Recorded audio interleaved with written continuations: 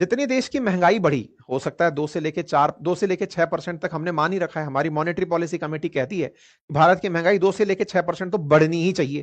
तो ऐसे में जितनी महंगाई बढ़ी, उतना ही आपको ब्याज मिल गया। ब्याज एडजस्टेड है वो, तो आपका मूल वहीं की वहीं रखा रहा। गोल्ड के केस में क्या है कि महंगाई बढ़ेगी, गोल्ड की कीमत भी महंगाई के साथ साथ स्वतः ही बढ़ रही है। तो आप इसे एफडी ना मानकर ये माने कि मेरा जो गोल्ड पिछले साल खरीदा था, वो अगले साल स्वतः ही इतना महंगा तो हो जाएगा कि महंगाई की कीमत उसके अंदर एडजस्ट हो चुकी हो। इसलिए गोल्ड को एक सेफ इन्वेस्टमेंट के रूप में कम हमेशा ही चूज किया जाता रहा है, और आरबीआई भी वही वही करते हुए निकल रही है। ठीक है? तो उम्मीद है कि आरबीआई का ये जो स्टेप है, ये आपको समझ में आए। अब इसका जो बड़ा क्वेश्चन है, वो जो यहां पर बचा रह जाता है, वो ये, आरबीआई ने तो अपना काम कर लिया गोल्ड खरीद कर, हम लोगों के लिए इसमें क्या बेटर अंडरस्टैंडिंग अंडरस्टैंडिंग ये है कि आरबीआई गोल्ड परचेज कर रही है, तो ये न्यूज लोगों को भी गोल्ड की तरफ लेकर जाएगी। उससे गोल्ड के प्राइसेस में फिर से उछाल देखने को मिलता है, नंबर एक।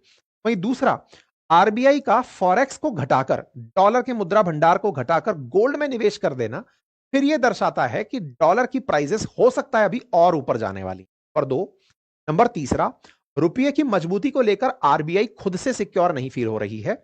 इसी चलते हो सकता है कि उसने डेट फंड में या सिक्योरिटीज में पैसे लगाने से अपने आप को किनारा किया हो। हालांकि आरबीआई की सिक्योरिटीज में डेट में ही पैसा डालती है, लेकिन ऐसे में भी अगर उसे ज्यादा सेफ गोल्ड लग रहा है, इसका मतलब आरबीआई भी अभी फिलहाल बाजार को अच्छा नहीं मान रही है। तभी जाकर के वो इस तरह की चीजें कर रही है। आवश्यकता क्या है? आवश्यकता है कि अब भारत सरकार इस विषय पर बहुत प्रखरता और मुखरता के साथ आगे आते हुए निवेशकों में यह भरोसा पैदा करे।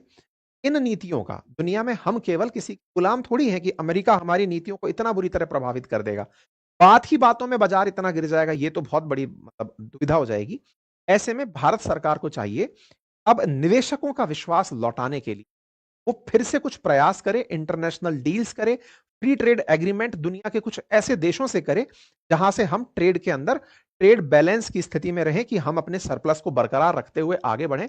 अब हमें एग्रेसिव तरीके से आगे बढ़ने की आवश्यकता है। हमें वेट एंड वॉच पॉलिसी से निकलना होगा। अगर भारत सरकार इस विषय पर अब स्टैंड नहीं ले पाई, तो फिर बाजार को संभालने में बहुत देरी हो जाएगी। बाकी आप लोग इस विषय पर क्या सोचते हैं, अपनी राय जरूर रखें। फिलहाल के लिए इतना ही, और साथ